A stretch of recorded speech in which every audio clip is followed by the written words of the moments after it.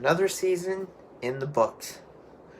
This has been the most up and down playoffs we've ever seen. Going into the playoffs, the top teams were considered favorites. So, Tampa was really up there, and really people were hoping, or not hoping, but suggesting that Tampa would win it. Washington, maybe they could go back and win another, as TJ had promised. Maybe Pittsburgh might wrangle their way up to the top and get a third and become a dynasty. Boston, they could do something. Toronto, maybe they can do something. They have a talented squad. But going into these playoffs, if you had said that the Stanley Cup Final will be played through 7 games between the St. Louis Blues and the Boston Bruins, you would have been laughed out of the building. Now, I'm wearing a Hershey Bears jersey because I never really worn it in a video. I don't have a Blues jersey. So, Hershey Bears. So, this was an interesting series from start to finish. Now, I'm not a huge fan of the Boston Bruins, and I'll be honest, I was going into this series with kind of the belief that Boston would win it. And I was scared because a lot of the statistics were in favor of the Boston Bruins. They have a good home record, a good away record. They have a powerful, lethal power play. They have a more experienced goaltender. They have more experienced players. So, going into the series, I was scared Boston was going to win it, and I didn't watch the first 2 games. I tuned in when it was tied 2-2. I watched game 5, and that was a good game.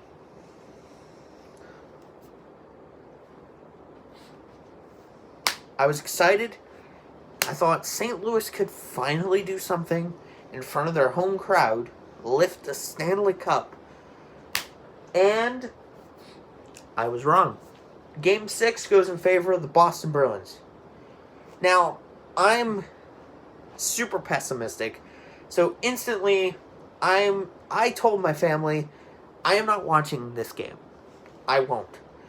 I'm not watching the chance that Boston could lift a Stanley Cup above their head. I don't want to see Marchand lift a Stanley Cup above my head. Or above his head, sorry. And going into that game, the shots when I was eating dinner, because I was eating dinner last night when the game had started, I pulled it up on my phone, and it said that the shots were 7-1 in favor of the Bruins. Now, usually what that means is when you're out shooting your opponent in the Stanley Cup playoffs, not even just the final, that means something's got to give. You're going to start getting some back to back to back, and eventually the morale of the team that you're shooting against will crumble. I have to say, Game 6, I sensed the pressure from the Blues. I sensed that they were anticipating or pushing forward that they would do this, and when it didn't, they kind of took a step back, and they kind of did what the Washington Capitals did the year prior. Of course, if you watch any of the clips from the Washington Capitals, I know I'm a Caps fan, it's going to be difficult for me to keep bringing this up. I mean, the patch is right there. The Caps head coach at the time, Barry Trotz, he went behind the bench, or in the locker room, in the third period, when they were down. So in between the second and third period, they were down. Barry Trotz came out and said, hey, look at everyone beside you. Just play your game. We'll play our game. We'll be fine. Hey, smiles. And the Caps went out and they just played their game. They won it.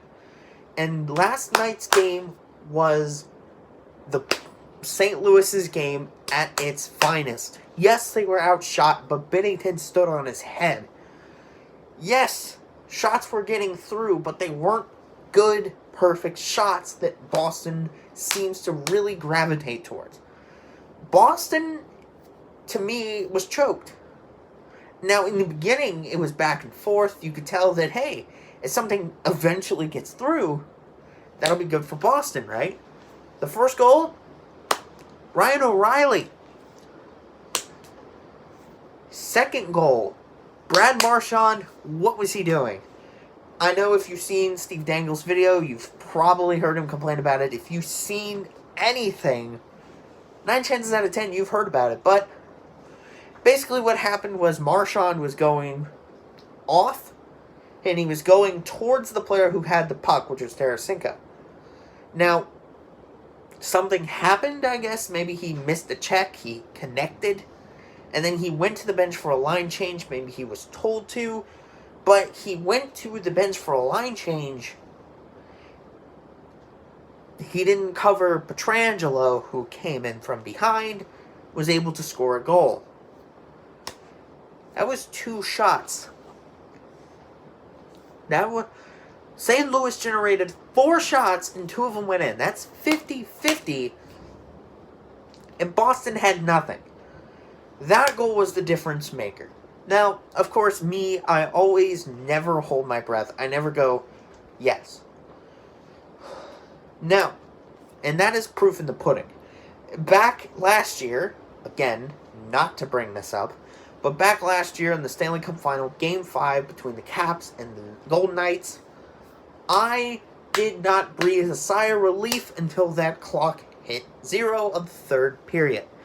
When Eller scored, I was still choked up. I was like, yes, we have a lead, but for how long? How long can this last?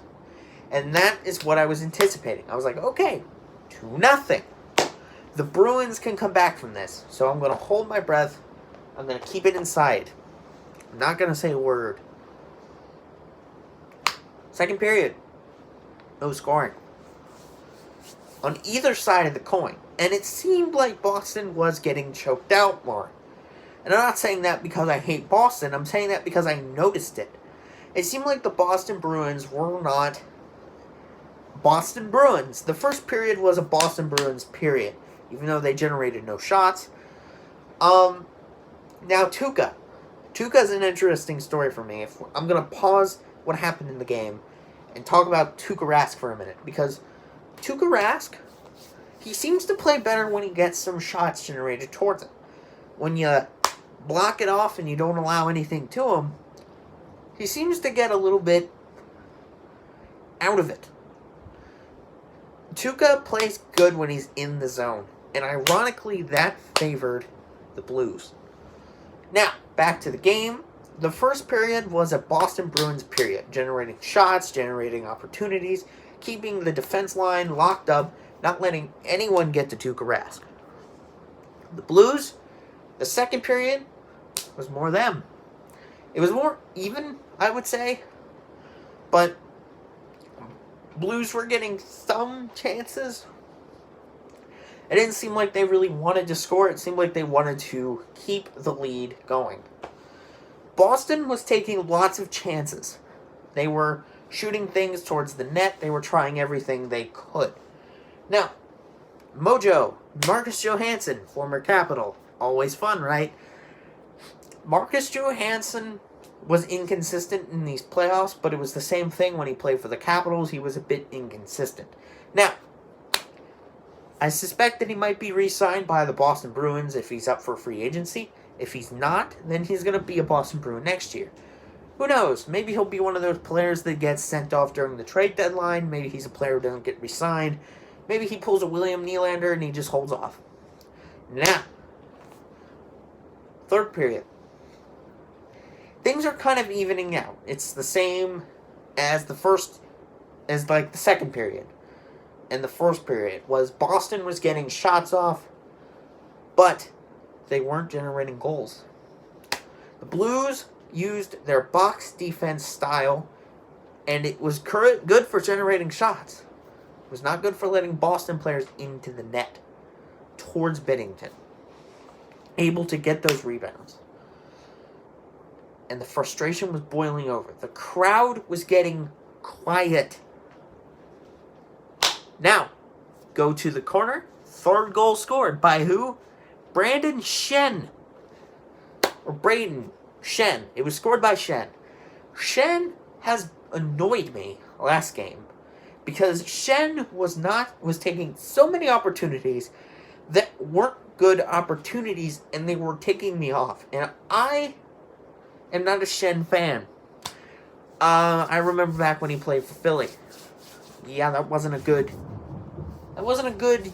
moments, especially for a fan of this team. But for the Blues, he gets the third goal, assist by Tarasenko. How nice. Now that we've got that out of the way, it's time for the fourth goal, which I think was the nail in the coffin. It solidified a lead, and it was the feel-good goal for me because it was scored by Zach Sanford. Zach Sanford is an interesting guy because, to me, I like him. I like those underdog types of players. I like players like TJ Oshie, Brett Connolly, Andre Burakovsky, Lars Eller. I like players like that who don't generate a whole lot of goals, but you could tell they're hardworking. And from watching games 5, 6, and 7, this was long overdue. Sanford was playing well. Now, not great, he was playing well. But you could tell that he was really wanting for something. And when he scored that goal, there you have it. Now, just like in the mid-1990s, in the 1990s when Detroit and Philly went up to the plate and they were in the last game and Philly wasn't generating a whole lot of goals. Detroit scored multiple times, and Detroit fans were hoping for the shutout by their goalie to win the cup, and a puck squirts through. This was the same thing last night. I knew that Boston would eventually score, but I was hoping that their defense would lock up, that Binnington would be rock solid until the end, earn himself a shutout. Now, in the end, he saves 32 out of 33 shots. Jesus. Now, I can only think of a few goalies. Now, 33 shots doesn't seem like a lot, but when you look at the fact that the Blues only generated 20, and 10 of them were in the third period, you can start to see what in the hell happened last night. Now, I was rooting for the Blues, but this is an odd win for me because I wasn't expecting it. I was expecting the Bruins to win it. But even when there was a minute 14 left and it was 4-1, I was expecting the Bruins to score 3 consecutive goals, and I was expecting an OT winner by Marchand or Pasternak. You know, the top line, the perfection line as they call it, which, can we stop calling it that? Side note. Nobody in hockey is perfect. Everybody has mistakes. Now, you could say that about a lot of things. The McKinnon line. You could call that the perfection line. You could call a lot of lines in hockey the perfection line. Just stop. Now, at the end of the day, St. Louis Blues win the cup. But this is an odd thing for me because I'm not a St. Louis fan. I was rooting for the Blues as a Caps fan. The Caps went 44 years before they hoisted a Stanley Cup. 1974 was when the team was founded. They won only 8 games. The Blues were founded in 1967. That was their first season. They went to the Stanley Cup final. They lost. They went back again the following year. They lost. Again the next year. They lost to who? Boston. Then they did some rearranging, put Chicago in the West, and that was the end of St. Louis's hopes. They never made the final until 2019, and they beat the Boston Bruins. This was a good story. Now, I know for Boston fans, I could feel for you in some semblance of a way, even though I despise most of your team, and I was very angry when you guys threw stuff on the ice. Because I've seen a lot of controversy in these playoffs. Didn't see stuff get thrown on the ice then. Now, I feel for you guys in the sense that I know what it's like for your team not to win it. However, I have to say this. You have to respect how far this team has come. Because absolutely nobody was picking the Boston Bruins to win the Stanley Cup. They were picking Tampa. And then when Tampa got out, they were picking Calgary. That was the way things were going. They were picking the top 2 teams in the league. They were not picking Boston. And even when you got past the top 2, people were rooting for Vegas. Why not? Second year, win a Stanley Cup. People were pulling for Washington, win the second Stanley Cup. Pittsburgh fans were loud and clear. We wanted a third to become a dynasty in the modern era, because in order to become a dynasty in the modern era, you need to win 3 cups within 4 years. And they didn't do it. They got swept by New York. This was a year of the sweeps. And I was expecting one of few things to happen, but in the end, St. Louis, as a Caps fan, I say congratulations.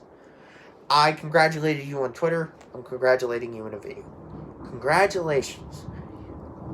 For the first time since 1967, the one team who has never won anything has won something. They hoisted Stanley Cup. Congratulations, Blues. As an Arizona fan, I'm hoping I can see that in the coming year. Anyway, thank you everybody so much for watching. I hope you guys enjoy. Now, I know that I've been on a small hiatus. This is a long-winded video. I've been on a small hiatus. I know. But I have to say thank you to those who, watch my videos. I did a video like this last year, but it was delayed because when the Caps won the Stanley Cup, I had to pack and stuff so I could go out of town with my family. And then that was back when I was still trying to figure out what my channel should be. And then when I came back, I spent a lot of time worrying about free agency, who would we resign. And then my dad got me a Tom Wilson jersey, and that's when I decided to do a video on the Capitals. So this week, I'm a little bit quicker. I let it sink in a little bit, but this is going to be weird for me because last year, when the Caps won, I could turn on the TV, turn into NBC Washington, and watch the parade, watch interviews, watch Journey to the Cup, and for a long time, all summer, and even the beginning of the regular season, that's what I heard. Washington Capitals, Stanley Cup champions. I won't hear that because I don't follow the Blues. So, anyway, thank you everybody so much for watching. I will do more videos like this. I won't follow free agency stuff. So there will be a small break, but I will do videos of things during the summer until the next season starts. And that's when I'll really get into it. But, thank you everybody. Leave a like, comment down below. I will see you guys next time.